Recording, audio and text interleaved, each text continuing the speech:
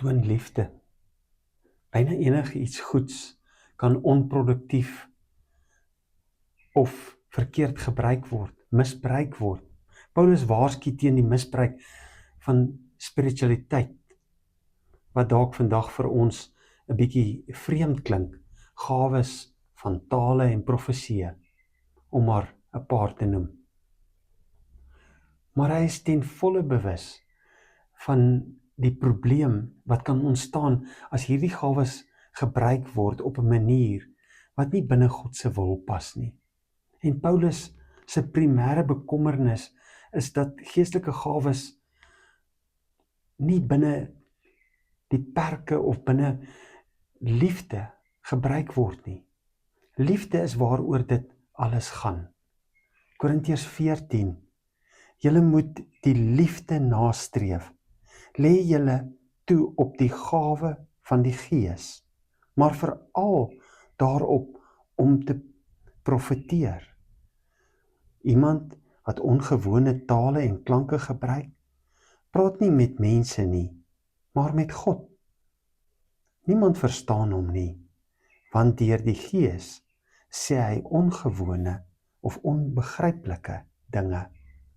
Met tale verwys Paulus waarskynlik hier na tale van engele, sommige engeltale, soos wat ons ook sien in Korintiërs 13. Alhoewel die term elders gebruik word in Handelinge 2 met verwysing na mense wat tale praat wat hulle nie eintlik ken nie, om iemand anderste in sy moedertaal te bedien. Die kern hier is liefde. Liefde soos gemanifesteer in Christus se dood en opstanding en in sy opofferende lewe om ons ander te red. Dit is sentraal. En geestelike gawes behoort gebruik te word om dit te ondersteun. Paulus sê dit verder. Ek sou graag wil hê dat julle almal ongewone tale en klanke gebruik, maar nog liewer dat julle profeteer. En nou, broers, as ek na julle toe kom en ongewone tale en klanke gebruik, van watter nut sal ek vir julle wees? Ek sal vir julle net van nut wees as ek 'n openbaring of kennis of profesie of lering aan julle meedeel.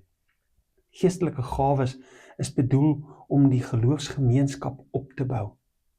Christus is bedoel om deur die Gees gedrewe, Christene moet dat die Gees hulle dryf om hierdie gawes te gebruik om wonderlike dinge in die naam van God te kan doen. Maar niks daarvan maak saak as ons dit nie doen met die doel om Christus se liefde aan ander te betoon nie.